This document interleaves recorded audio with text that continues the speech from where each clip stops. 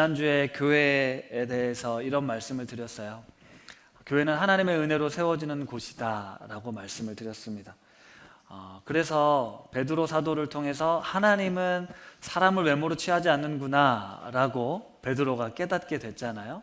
그래서 우리만 특별히 사랑받는 존재가 아니라 이방인들, 한 번도 생각해보지 못했던 저 사람들도 하나님이 사랑하는구나 라는 걸 베드로가 깨달았습니다. 사회적 지위나 또 능력이나 또 명예나 돈에 의해서 비교되지 않고 오로지 그 존재만으로 사랑받고 또 인정받을 수 있고 존중받을 수 있는 곳이 바로 교회여야 합니다. 아멘? 네, 아멘인 줄 믿습니다. 그런데 되게 쉽지가 않죠. 어렵습니다. 우리는 사람을 외모로 취합니다. 어떻게 생겼는지, 어디서 사는지, 무슨 차를 타고 오는지, 이런 거가 우리에겐 늘 비교가 됩니다. 직장도 비교되고요. 자녀들은 어떻게 사는지, 저 집 자녀들은 결혼을 했는지, 어디 학교를 갔는지가 우리에겐 신앙생활하면서 늘 관심사입니다. 그래서 교회도 세상의 질서나 세상의 문화가 그대로 들어와 있는 것 같다라는 생각이 들어요. 가정의 달입니다. 5월은 가정의 달인데 이렇게 우리가 생각하는 그런 가정의 모습으로 잘 지내는 가정들은 너무너무 행복하고 좋을 수 있는데 그러지 못한 가정들이 사실 우리에겐 참 많습니다. 가정이 아픈, 지금 여기에도 마찬가지일 거고요. 같이 신앙생활을 하지 못하는 집들도 있을 거고요. 자녀들 때문에 속 썩는 가정들도 있을 거고, 이혼 가정도 있을 수 있고요. 또 부모님이 안 계시는 분들도 계실 수 있고, 또 청년들, 결혼하지 않는 청년들도 있을 수 있고요. 그래서 가정의 달이 되면 여러 행사를 하는데 마음 한편으로 짠한 부분들이 있습니다. 우리가 처해 있는 상황들이 다 다른데 이게 하나님의 시선으로 우리를 서로 보듬어내지 못하고 우리 안에 가지고 있는 어떤 기준이나 또 어떤 잣대를 가지고 이러이러해야 하는데 그러지 못할 때 서로 비교되고 또 어떤 판단을 하게 되고 의식하게 되는 이제 그런 모습들이 있는데요. 교회는, 성도는 하나님의 은혜로 살아가는 존재들, 세워지는 공동체라는 게 어떤 의미인지를 우리 성도님들이 잘 아셨으면 좋겠습니다. 그냥 그 모습 그대로 잘났든 못났든 나이가 어리든 나이가 많든 그냥 그 모습 그대로를 끌어안고 사랑할 수 있는 그런 교회가 되면 좋겠어요. 헌금을 많이 하는 사람들에게만 유난히 목사님이 관심을 두는 것 같다, 이렇게 느끼시지 않으셨으면 좋겠고, 교회에서 봉사하는 사람들만 목사님이 더 친하게 잘해주는 것 같다, 이렇게, 물론 저도 그래서는 안 되겠지만 그런 것이 아니라 연약한 지체들이, 또 힘없는 이들이 정말 눈치 보지 않고 자유롭게 신앙생활 하면서 마음껏 그 하나님의 사랑과 은혜를 누릴 수 있는 그런 공동체가 되면 좋겠습니다. 오늘 스승의 주일이라고 우리 장로님, 권사님들, 또 성도님들이 또 그 사랑을 제가 이미 너무너무 잘 받고 있습니다. 저는 이미 너무 큰 복을 누리고 있는 사람인데요. 사실 이 공동체는 저 한 사람에 의해서 세워지는 게 절대 아니라는 걸 저도 잘 알고 있습니다. 하나님이 주인 되시고 하나님이 세워가시고, 사실 보이는 곳에서 또 보이지 않는 곳에서 기꺼이 몸과 마음을 들여 섬기시는 여러분들 덕분에 이 교회가 세워지고 있고, 여러분들 소중한 헌금으로 인해서 교회가 운영되고 있고, 또 우리 교직원들이 살고 있다는 걸 늘 잊지 않고 우리 성도님들께 늘 감사한 마음으로 또 목회자로서 잘 섬길 수 있도록 하겠습니다. 사실 오늘 새로운 인종 그리스도인이라는 이 제목의 말씀을 나누면서 사실 너무나도 당연하게 여기는 세상의 질서가 교회 안에 들어와 있어서 교회 안에서도 세상과 같은 모양으로 성장하고 성공하고 잘 돼야 된다는 것, 그러지 않았을 때 서로 비교되고 위축되는 모습들이 있기 때문에 정말 그리스도인들, 초대교회 안디옥 성도들이 들었던 그 그리스도인이라는 이름은 어떻게 해서 불려지게 되었고 어떤 삶을 살았던 것인가를 우리가 한번 생각해 볼 수 있으면 좋겠습니다. 그래서 오늘은 이 단어를 기억하고 말씀을 들으시면 좋겠는데요, 교인이라는 단어와 그리스도인이라는 단어입니다. 두 개는 같은 단어인 것 같지만 사실 다른 단어입니다. 나는 교인인지 그리스도인인지를 생각하면서 말씀을 들으시면 좋겠는데요. 지난주에는 이제 베드로 설교하면서 베드로가 고넬료를 만나서 유대인을 넘어 이방인에게로 복음이 증거되는 아주 파격적이고 놀라운 사건을 우리가 보았습니다. 오랫동안 가지고 있었던 그 고정관념과 편견이 깨어져서 이들에게도 하나님의 사랑과 은총이 함께하는구나, 하나님은 이분들에게도 관심이 있었구나라는 걸 베드로가 알게 됐습니다. 사실 나만 사랑하는 줄 알았고, 나에게만 관심이 있는 줄 알았고, 나의 이 고통과 나의 이 아픔을 해결해 주실 거라고 믿어왔는데, 하나님은 그것 너머에 내가 원수라고, 내가 적이라고, 내가 상종하기 싫었던 그 사람들에게도 하나님은 구원의 은혜를 베푸신다는 걸 베드로는 깨닫게 되었고, 이제 이방인들에게까지, 유대와 사마리아를 넘어 이방 땅끝까지 복음이 전해지는 이 과정들을 우리는 보게 됩니다. 잠시 지도를 한번 보면요, 신약시대의 세계는 이러한 모습이었습니다. 지중해권 세계인데 화면 오른쪽 밑에 예루살렘이 있습니다. 그리고 예루살렘에서 잘 안 보이시겠지만 바로 위에 가이사라라는 지역이 나오는데, 지난주에 언급됐던 고넬료를 만났던 곳이 가이사라인데 그 위에 빨간색으로 칠해진 곳이 바로 안디옥입니다. 그러니까 예루살렘으로부터 가이사라도 사실은 멀었잖아요. 지리적으로는 어땠을지 몰라도 심리적으로 먼 거리였는데, 이제 안디옥이라는 도시까지는 꽤 먼, 정말 심리적으로 지리적으로 굉장히 먼 곳이었다라는 것입니다. 근데 스데반의 순교 이후에 제자들이 흩어져서 베니게와 구브로, 안디옥까지 이르렀다라고 이야기를 해요. 베니게는 이스라엘 북쪽, 지금 현재 레바논 지역이고, 구브로는 지중해에 있는 커다란 섬입니다. 성도들이, 제자들이, 사도들이 흩어져서 이곳까지 가게 되었는데, 그 중에 몇 사람이 구브로와 구레네, 몇 사람이 안디옥에 이르렀다라고 오늘 본문은 기록하고 있습니다. 19절과 20절에 보면, 19절에는 안디옥에 있는 유대인들에게 말씀을 전했다고 나오는데, 20절에 그 중에 몇 사람들은 유대인들이 아니라 헬라인에게도 복음을, 예수 그리스도를 전했다라고 합니다. 무슨 얘기냐면, 당시 흩어졌던 사도들, 제자들은 이 복음이 필요한 존재들은 유대인들이었다고 생각했습니다. 유대교를 지켰던 사람들에게 우리가 그토록 기다렸던 메시아 예수 그리스도가 우리에게 오셨다, 이분이 하나님의 아들이다라는 걸 전했다라는 거죠. 하지만 이제 그 중에 몇 사람은 유대교도 모르고 하나님도 모르는 헬라인들, 그리스인들에게 예수 그리스도를 전하기 시작했다라는 거예요. 용기를 내어서 기존에 가지고 있었던 자신들의 틀과 경계를 넘어서 낯선 이들에게 다가가 예수 그리스도의 사랑을, 복음을 전하겠다라는 것입니다. 그리고 그 결과 이렇게 되었는데요, 사도행전 11장 21절 말씀 같이 읽겠습니다. 시작.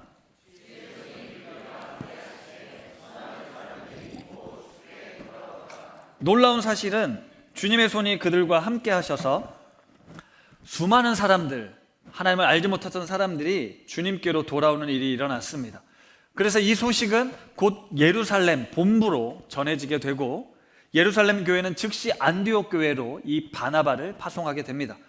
바나바가 도착해서 보니까 여기에 하나님의 놀라운 구원의 역사가 일어나고 있는 걸 보게 됩니다. 하나님의 구원 역사를 보며 바나바는 기뻐하고 성도들에게 굳건한 마음으로 주께 머물러 있어라 라고 권하고, 25절에 보면 다소에 있던 사울을 찾아가 바울을 데려와서 1년간 안디옥 교회를 가르칩니다. 그렇다면 이 바울은 왜 다소에 있었던 것일까요? 다메섹 도상에서 예수님을 만나고 변했던 이 사도 바울은 예루살렘에 가서 복음을 전하게 됩니다. 하지만 사도 바울의 전적을 알고 있었던 예루살렘 사람들이 그를 멀리했어요. 두려워했습니다. 얘가 또 언제 변절해서 우리를 잡아 죽일지 모른다라고 걱정했던 것이죠. 그때 바나바가 대변을 합니다. 바울은 이제 완전 우리 하나님의 사람이 되었어, 그리스도인이 되었다라고 보증을 서게 되죠. 말하자면 그만큼 바나바의 영향력은 당시 예루살렘 교회에서 무시하지 못할 인물이었습니다. 그의 말이었기 때문에 바울을 받아들이죠. 하지만 당시 예루살렘에 있었던 헬라파 유대인들과 변론을 하면서 오히려 이제 공격을 당하게 됩니다. 위협에 처하자 다시 가이사랴로 가서 고향 땅 다소로 바울을 보내게 된 거예요. 그리고 바울이 다소에서 어떤 일이 있었는지는 모릅니다. 기록이 되어 있지 않으니까요. 하지만 하나님께 부름을 받아서 이방인의 사도로 부름을 받았던 이 바울이 고향 땅에 머물면서 언제인지 모를 자신의 미래를 준비하고 있었을 때 이 바나바가 안디옥이라는 도시, 앞으로 이 지중해 전역에 복음이 전해지는 데 있어서 매우 중요한 요충지가 될 이 안디옥에 교회를 세워가는 데 있어서 이 바울을 데려오게 된 겁니다. 다시 말하면 하나님께서는 이 바나바를 통해서 사도 바울이 이 복음 전도자로서의 삶을 살아갈 수 있도록 그 계기가 열리게 된 거예요.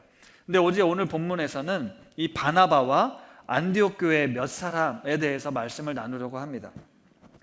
조금 전에 말씀드린 것처럼 바나바는 예루살렘 교회에 매우 유능한 실력 있는 인정받는 지도자였습니다. 처음 바나바가 등장하는 건 사도행전 4장인데요. 우리 같이 한번 읽어볼까요? 아나니와 삽비라 사건 전에 이런 말씀이 나옵니다. 시작.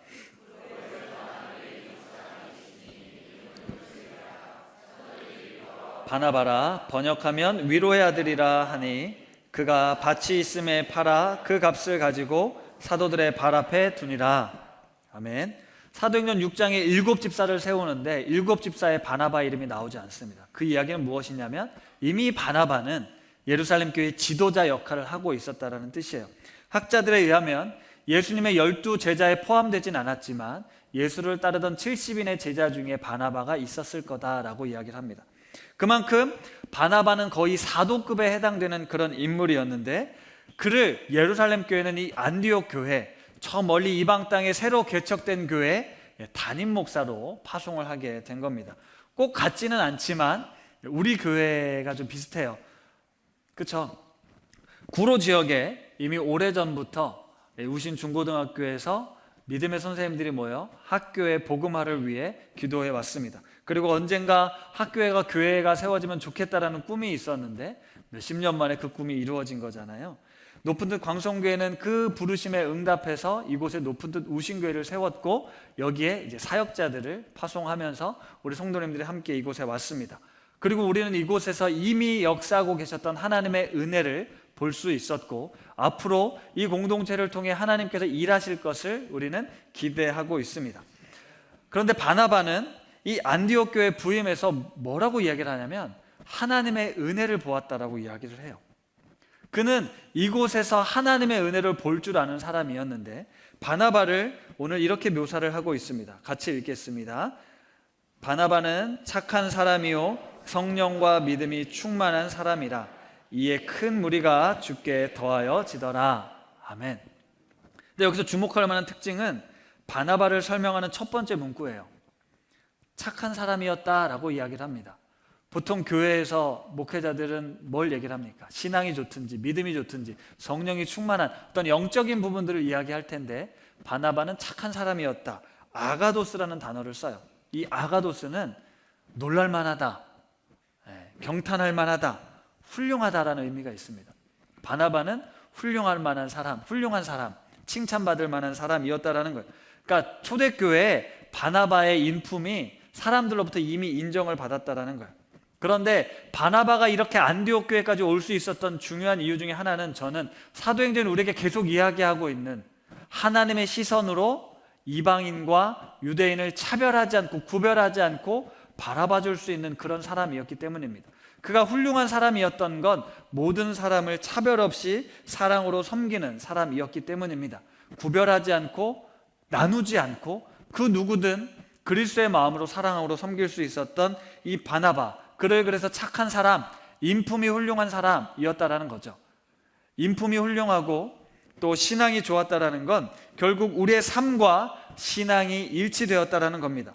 예수 그리스도로 충만한 존재였던 바나바는 그의 삶에서도 인격적인 부분에 있어서도 칭찬받을 만했고, 신앙적으로도 믿음으로도 그는 존경받을 만한 인물이었다라는 거죠. 다시 말하면 바나바는 어쩌면 완벽한 목회자였을 수 있다라는 겁니다. 그런데 주목해서 볼 것은 이 바나바가 예루살렘으로부터 인정받아서 이곳에 와서 하나님의 은혜가 머무르는 것을 보았고, 여기에서 내가 뭔가 이제 큰 일을 이룰 수 있겠다 싶었는데, 그는 자신의 이름을 높이기보다는 이 성도들을 위해서 정말 필요한 사람이 누구일까를 생각했고, 곧 옆에 있는 다소에 있는 바울이 생각난 거예요. 그래서 곧 가서 바울을 데려옵니다.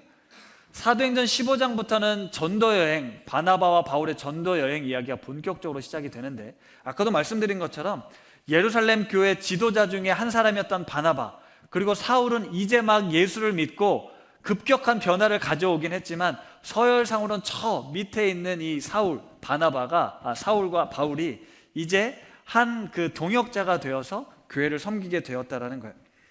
바나바와 함께 출발했던 전도 여행 때 바나바와 바울이라는 표현이 어느 순간부터 바울과 바나바라는 순서가 바뀌게 됩니다. 그런데 바나바는 이게 전혀 문제가 되지 않았어요. 누가에게 따지지 않았습니다. 내가 이 사람보다는 선임이고 이 사람보다 더 똑똑하고 이 사람보다 더 능력이 있는데 왜 내가 이 사람 뒤로 가야 되냐라고 따지지 않아요. 왜요? 그는 예수 그리스도가 드러나는 걸 기대했던 사람이기 때문입니다. 바나바 삶에서 중요한 건 자신의 이름, 자신의 명망이 아니었습니다. 그리스도인이란 주님께 속한, 주님께 속했다라는 뜻이거든요. 하나님의 종이 되었다라는 뜻입니다. 종이 되어서 그분을 따르는 삶이 가장 값진 인생이라는 걸 그는 알았기 때문에 자리도 이름도 명예에도 연연하지 않았습니다. 그에겐 하나님의 은혜를 볼 줄 아는 눈이 있었기 때문에 그렇습니다.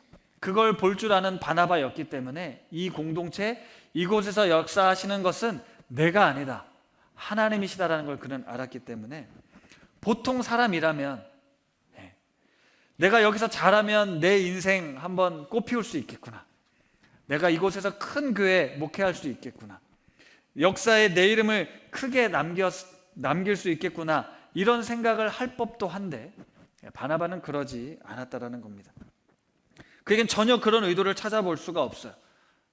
이것이 바로 우리가 오늘 바나바를 통해서 그리스도인들이 이 세상에서 어떤 모습으로 살아야 할지를 배우게 됩니다.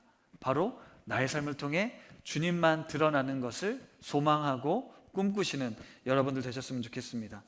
또 주목해서 볼 사람들이 있어요. 바로 구브로와 구레네에서 온 몇 사람들입니다. 이름도 나오지 않습니다. 누군지도 나와 있지가 않아요. 그런데 이들 덕분에 안디옥에 있는 헬라인들, 한 번도 예수 그리스도를 접해보지 못한 사람들에게 예수님이 누구신가 전해졌다니까요. 그리고 수많은 사람들이 믿고 주님께로 돌아왔다라는 겁니다. 쉽게 말하면 안디옥 교회의 개척 공신들이라는 거죠. 덕분에 안디옥 교회가 세워졌고 교회가 성장하니까 예루살렘에서 본부에서 유능한 사역자들을 지금 파송해서 보내줄 만큼 교회가 성장했습니다. 그렇다면 그들 역시 이 성경에 기록되어도 남을 만한 그런 인물들이었다라는 거죠. 자신의 이름을 명판에 새겨도 될 만한 사람들이었다라는 겁니다. 그런데 그들은 결코 자기 몫을 주장하지 않습니다. 사도행전을 기록한 누가에게 여기에 우리 이름 누구누구가 안디옥 교회에 와서 복음을 전해서 많은 사람들이 주께 돌아왔다라는 이름을 올려달라고 부탁하지도 않습니다. 만약에 바나바였다면 바나바 입장에선 여기서 일어나고 있는 일들을 보고 이분들은 우리가 높여야 된다, 이분들은 인정해 드려야 된다라고 했을 것 같아요. 그렇죠? 그럼 바나바가 부탁을 하지 않았겠습니까? 하지만 그분들이 고사했을 것 같습니다. 우리는 이곳에 복음이 전해지는 것만으로, 이곳에 많은 사람들이 주께 돌아오는 것만으로도 충분합니다 라고 했을 거예요.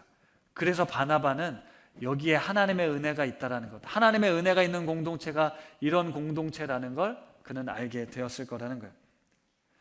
안디옥 교회 성도들은 사실은 이 자부심을 가져도 될 만한 사람들입니다. 초대교회 역사에서. 왜요? 안디옥이라는 도시는 로마 제국의 3대 도시에 해당할 만큼 로마 문화, 로마 황제 숭배, 로마의 군사, 로마의 교육, 로마의 정치가 아주 뼛속까지 새겨져 있었던 도시였습니다. 그 전엔 그리스 헬라 문화였으니까요. 다신교 문화 속에서 예수를 믿기로 결정하는 건 결코 쉬운 일이 아니었을 거라는 거예요. 그 위대한 도전 속에서 교회를 세웠다, 이것은 자랑할 만한 일이었다라는 거죠. 그런데 그들은 결코 그것을 자랑하지 않았습니다. 바나바는 그곳에서 그들에게 굳건한 마음으로 주와 함께 머물러 있어라 라고 권했습니다. 세상의 식과 방법으로 가득 차 있었던 그곳에서 로마의 정치 질서와 사회 문화 속에서 반대로 살아가는 그리스도인, 그들의 삶의 질서를 따르지 않고 하나님의 질서를, 하나님의 법을 따르기로 결정한 그들에게 당신들이 지금 그곳에서 믿음으로 버텨야 됩니다. 견뎌야 됩니다. 신앙을 지켜야 됩니다. 라고 권했다라는 겁니다. 이것은 참 놀라운 일일 수 없어요.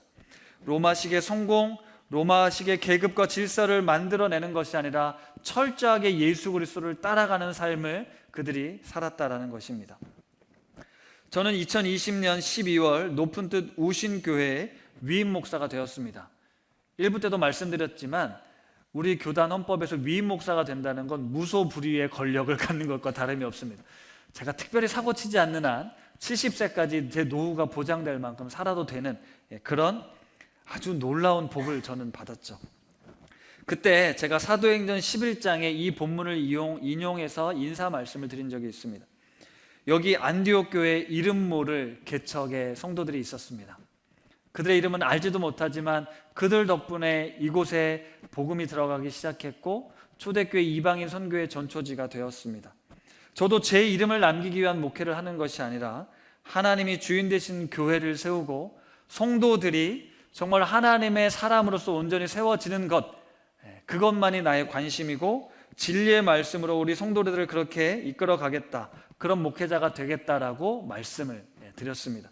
지금도 그 다짐은 변함이 없습니다. 결코 제 이름을 내는 목회를 할 생각이 없는데요. 한번 이런 질문을 드려보겠습니다. 우리 높은 뜻 우신교회 목사는 총 4명이 있고 전도사님이 한 분 계십니다. 그동안 많이 강조했으니까 우리 교회 목사님들과 전도사님의 이름은 우리 성도님들이라면 당연히 알고 있으리라고 생각을 합니다. 그런데 보통 교회에서는 일종의 부사역자들에 대해서는 관심을 두지 않습니다. 그들의 이름을 알아줄 필요도 없습니다. 그래서 담임 목사, 위임 목사라는 거죠. 근데 제 이름은 모르셔도 되고 우리 부목사님들 또 우리 전도사님의 이름을 기억해 주셨으면 좋겠습니다. 바나바의 이름은 없어져도 바울의 이름이 드러났던 것처럼 이 목사님들이 저보다 더 훌륭하고 또 성장해서 여러분들을 위한 귀한 목회자로 쓰임받게 될 것이고 어쩌면 우리를 떠나서 또 곳곳에서 하나님의 나라를 세워갈 목회자들이 될 거라고 저는 믿습니다. 따라서 우리 성도님들이 담임 목사 한 사람에게 모든 것에 관심을 갖고 집중하기보단 우리 교회 공동체를 섬기는 목회자들, 그리고 다른 우리 집사님들, 또 장로님들, 권사님들 모두를 같은 마음으로 섬기고 사랑할 때 우리 공동체가 우리의 이름은 없어져도 우리 안에 있는 예수 그리스도 그분으로 인하여 우리가 기뻐하고 누릴 수 있게 되는 겁니다. 우리 교회 주보 보셔서 아시겠지만 물론 요즘 생태적 교회 하느라고 주보를 많이 출력 안 해서 아마 잘 안 보실 텐데요. 주보에도 제 이름을 전혀 강조하지 않습니다. 제 이름을 찾으셔야 돼요. 목사 옆에 몇 번째 가면 제 이름이 나올 텐데요. 교회 이름으로 장례식에 조화를 보낼 때도 제 이름은 사용하지 않습니다. 교회 이름만 사용합니다. 성도님들 결혼식에 축의금을 낼 때도 제 이름이 아니라 교회 이름을 적어서 냈습니다. 제가 코로나 시절에 노회를 참석하면서 안타까운 게 하나 있었는데요. 우리 교회는 대한예수교 장로회 통합 측에 속한 교회, 건강한 교회입니다. 그리고 평북노회에 소속이 되어 있는데요. 이제 각 노회마다 봄, 가을로 이렇게 노회가 열립니다. 근데 이제 코로나로 3년 동안 진행이 되면서 노회가 제대로 진행이 안 됐습니다. 줌으로 진행이 되기도 하고 때로는 모든 절차가 되게 간소화됐어요. 그러니까 논의해야 될 중요한 사안들이 있었지만 코로나로 인해서 미뤄지기도 하고 대충 넘어가기도 하고 몇 사람들에서 결정되기도 했습니다. 그런데 그런 상황에서도 꼭 해야 되는 중요한 의식이 있었는데 그것이 무엇이냐면 노회장을 선출하고 노회 임원들을 선출하는 것이었습니다. 그분들을 선출하는 의식은 반드시 이루어져야 했고 그분들이 서로 이렇게 주고받고 감사패를 전달하고 인사말을 하는 이런 모든 시간은 어느 것 하나 빠짐없이 다 완벽하게 진행을 하고 그 뒤에서 논의해야 될 사건들은 논의의 그 아젠다들은 코로나 때문에 어쩔 수가 없습니다 이러면서 넘어가는 거예요. 참 안타까웠습니다. 정말 이 시간이 별로 없다면 함께 논의해야 될 중요한 사안들을 논의하는 게 더 우선일 것 같은데 이분들에겐 노회장이 되고 노회 임원이 되고 나의 이름을 뭔가 드러내는 것이 더 중요하구나. 죄송한 말씀이지만 이런 교회 교단에 어떤 소망이 있을까? 젊은 목회자로서 이제 그런 마음이 있었습니다. 좀 씁쓸했는데요. 그런 모습이 제 눈엔 건강해 보이지 않았다라는 거죠. 우리가 사실 세상은 성공하고 잘 돼서 내 이름을 내고 내 이름을 가지고 무언가를 하는 것을 원합니다. 교회도 그런 모습이 있다는 거죠. 그리고 그런 사람들이 더 당당하고 그런 사람들이 더 높은 자리를 차지하는 게 교회인 것 같습니다. 그런 모습을 바뀌어야 되는데 여전히 우리 안에 이런 욕심들이 있다는 거죠. 김동호 목사님께서 종종 인용하셨던 말씀 중에 노자의 도덕경에 나오는 이런 글귀가 있습니다. 공을 세웠다고 내 것이라 하지 않는다. 내 것이라 하지 않으므로 구태여 머물러 하지 않는다. 구태여 머물려 하지 않으므로 구태여 떠나려 하지도 않는다. 높은 뜻교회를 개척하시고 본인에게 공이 있지만 이건 내 거 아니다. 그래서 머물러 하지 않는다. 그래서 이런 은퇴를 할 수 있었다. 이런 얘기를 계속 강조하셨거든요. 하지만 그러지 못한 공이 있기에 내가 이곳에서 무언가 대접을 받아야 되고 인정을 받아야 된다는 것이 너무나도 당연합니다. 그거는 목회자들 뿐만이 아닙니다. 여기 계신 성도님들도 마찬가지예요. 내가 이만큼 희생하고 내가 이렇게 헌신했고 내가 이렇게 봉사했으니까 난 좀 이제 대접을 받아야 되는데 여기에 이 높은 뜻 우신교회 내 공이 있는데 왜 그걸 알아주지 않지? 그걸 몰라주지? 이런 섭섭한 마음들이 우리 안에 생긴다는 거예요. 그리고 그 섭섭함이 저 사람은 인정받아서 장로가 되고 저 사람은 왜 그게 되지 않지? 이런 마음이 들어오면 우리 안에 상처와 아픔이 생긴다는 거죠. 교회가 은혜로 세워지는 것이라고 말씀을 드려도 우리의 머릿속에선 이해가 돼도 우리의 감정이 따라가지 않을 때가 많습니다. 하나님의 은혜가 있다는 걸 보면 우리에겐 자격이 없는데 하나님이 이렇게 하셨구나라는 걸 보고 감사할 수 있어야 되는데 나에게 공이 있는데 나에게 뭔가 그 공로가 있는데 이걸 왜 받아주지 않지? 이런 생각을 한다는 거죠. 하지만 이 안디옥 교회에서는 그런 모습을 찾아볼 수가 없었다라는 거예요. 심지어 바나바에게서조차 말입니다. 우리가 드리는 헌금, 하나님이 돈이 없어서 헌금을 받으시는 게 아니잖아요. 우리는 그저 하나님께로부터 온 것을 감사함으로 드릴 뿐입니다. 하나님의 은혜를 아는 것, 그것은 내 공을 드러내는 것이 아니거든요. 그런데 마치 헌금을 하면서도 내가 하나님 앞에 드리면서 생색을 내는 것, 그것은 바람직한 모습이 아닐 수 있다는 거예요. 우리가 드리는 건 하나님의 은혜를 알았기에 내 모든 것을 드려도 아깝지 않지만 하나님 나의 이 중요한 소중한 것들을 일부를 떼어 드립니다 라는 마음입니다. 하나님이 그것을 안 낸다고 우리에게 벌 주실까요? 그런 하나님이시겠습니까? 그건 하나님의 은혜가 아닙니다. 하나님의 은혜는 우리의 상식과 이성을 뛰어넘는 분이시라는 거예요. 지금 이 초대교회 안디옥 교회 그리스도인이라고 불리움을 받았던 사람들은 당시 문화 질서 속에서 어떻게 저렇게 말할 수 있지? 어떻게 저렇게 행동할 수 있었지?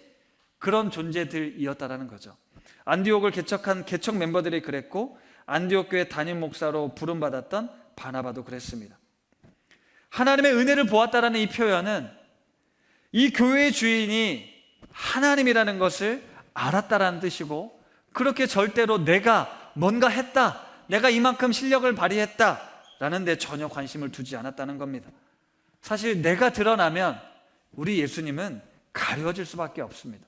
내가 높아지면 우리 예수님은 사라질 수밖에 없어요. 내가 없어져야 우리 예수님이 드러날 수 있거든요. 우리가 예수를 믿는 이유, 우리가 신앙생활 하는 이유가 뭡니까? 예수님 때문에 내가 높아지려고 하는 겁니까? 우리가 신앙을 갖고 믿음을 갖는 건 아무런 자격 없는 나를 구원하신 하나님의 그 은혜, 그것이 너무 감사해서 감사의 찬양, 감사의 영광을 올려드리는 게 바로 그리스도인의 모습이라는 거죠. 초대교회 당시에 예수님을 전했다라고 해요. 그때는 우리처럼 이렇게 잘 짜여진 성경도 없었고요. 누구나 성경 말씀을 접할 수가 없었습니다. 그럼 뭘 전했냐? 예수님이 이 땅에 오셔서 3년간 보여주셨던 삶, 가르침을 전했을 겁니다. 십자가의 죽음과 부활을 통해 그분이 하나님의 아들로서 세상의 질서와는 전혀 다른 모습으로 살아내셨던 그 삶을 우리 안디옥 교회 성도들에게 가르쳤을 거예요. 나를 따르라는 말씀, 그것이 진짜 영생의 길이라는 것을 알았기 때문에 우리 예수님처럼 살자, 우리 예수님의 말씀대로 살자, 그것을 전했을 겁니다. 무엇보다 율법을 넘어 이방인들까지 십자가에서 화목케 하신 그 사명이 우리에게 있다는 걸 알았어요. 교회의 오랜 전통, 교리, 그 교단만에 가지고 있었던 신학, 이것이 중요합니다. 하지만 정말 중요한 건 초대교회 당시 안디옥 교회 성도들에게 전해졌던 복음은 예수님의 말씀이었고 예수님의 삶이었어요. 그래서 당시 유대인들로서는 도저히 상상할 수 없었던 이해할 수 없었던, 선민으로서 넘어설 수 없었던 그것들을 이 이방인들은 넘어서게 되었고, 로마인들은 철저한 계급 사회 속에서 한 번도 본 적이 없었던 새로운 인종, 빈부귀초 남녀노소 차별할 것 없이 종과 주인이 함께 어울려 떡을 떼고 예배를 드리고 서로를 돌아보며 가난한 자가 없게 만들었던 그 그리스도인 공동체를 보면서 새로운 인종이 생겼구나라고 이야기했다라는 겁니다. 사랑하는 성도 여러분, 말씀을 마무리하면서 처음에 제가 교인과 그리스도인에 대해서 생각해 보라고 말씀을 드렸습니다. 안디옥에는 수많은 인종들이 모여 살았어요. 로마인도 있었고 헬라인도 있었고 유대인도 있었습니다. 거기에 그리스도인이라 불리우는 사람들이 새로 등장하기 시작했어요. 한 번도 본 적이 없었던 독특한 사람들이었습니다. 유대교를 믿는 사람들과는 분명히 달랐어요. 그들은 하나님을 믿었지만 하나님을 믿는 그 믿음은 어떻게 알 수 있었냐면 율법을 철저하게 지키고 매일같이 드리는 번제, 제사, 율법을 지키는 것, 유월절 절기들을 지키는 것, 관습과 형식, 제사 제도에 매여 있었던 유대교인들과 달리 원수를 사랑하고 가난하고 어려운 이웃들과 함께하는 그 사람들을 그리스도인이라고 불리웠습니다. 그 누구도 차별하지 않는 공동체로부터 그들은 새로운 시각으로 볼 수 있게 된 거예요. 저와 여러분은 여러분의 가정에서 어떻게 불리우십니까? 교회 다니는 사람이십니까? 아니면 그리스도인이십니까? 안디옥 교회 성도들에게 그리스도인이라고 부를 수 있었던 사람들은 예수를 믿지 않는 사람들이었습니다. 저 사람들은 그리스도인이구나. 그렇다면 여러분은 세상에서, 일터에서 뭐라고 불리움을 받으십니까? 아, 저 집사님, 저 장로님이래, 교회 진짜 열심히 다녀, 수요일도 가고 금요일도 가고 새벽마다 가서 기도하고 열심히 교회에 봉사하고 헌금하는 사람이야, 교회를 위해 열심히 충성하는 사람이야 라고 불리움을 받으십니까? 아니면 혹시 저 사람은 어떻게 이렇게 다를 수 있지? 우리가 생각하는 것과 다르게 생각하고 우리가 행동하는 것과 다르게 행동하고 다르게 말하고 있네? 어떻게 저 마음속엔, 저 생각 속엔 뭐가 들어있는 거지? 저분이 믿는 하나님, 저분이 따라가는 예수 그리스도, 그분을 따라가는 삶, 그리스도인이라고 불리우십니까? 여러분은 가정과 일터와 세상 속에서 뭐라고 불리우심을 받으십니까? 아마도 교회 열심히 다니는 사람으로 불리웠을 겁니다. 그렇다면 이제는 그리스도를 따르는 진정한 그리스도인이라고 불리움을 받았으면 좋겠습니다. 여러분, 이곳에 왜 와서 예배를 드리고 계신가요? 내 신앙이 이렇게 좋다는 걸 드러내고 싶으십니까? 아니면 하나님을 통해서 무언가 받고 싶은 복이 있어서 이 자리를 지키시는 건가요? 주객이 전도된 겁니다. 우린 이곳에 하나님의 구원의 은혜에 감격해서 마땅히 나와 하나님 앞에 예배드리는 것이고, 어떻게 하면 나를 통해 나를 구원하신 하나님 예수 그리스도를 드러낼 수 있을까? 이 부족하고 이 연약하고 이 못나고 이 어리석은 자가 어떤 삶을 살아야 우리 주님이 영광 받으시고 우리 예수 그리스도의 이름이 높임을 받으실 수 있을까? 한없이 부족한 나에게 하나님의 은혜를 부어달라고, 성령의 충만한 은혜를 부어달라고 우리는 이곳에 나와 예배하는 것입니다. 사랑하는 성도 여러분, 나는 누구인지, 나는 그리스도인이라 불리우고 있는지 한번 돌아보시면서 우리 이 찬양 함께 부르길 원하는데요, 성도의 노래라는 찬양입니다. 잘 모르실 수도 있지만 우리 찬양팀과 함께 이 가사를 잘 들어보시면서 성도들이 누구인지, 어떤 삶을 사는 자들인지 우리 결단하며 찬양하겠습니다.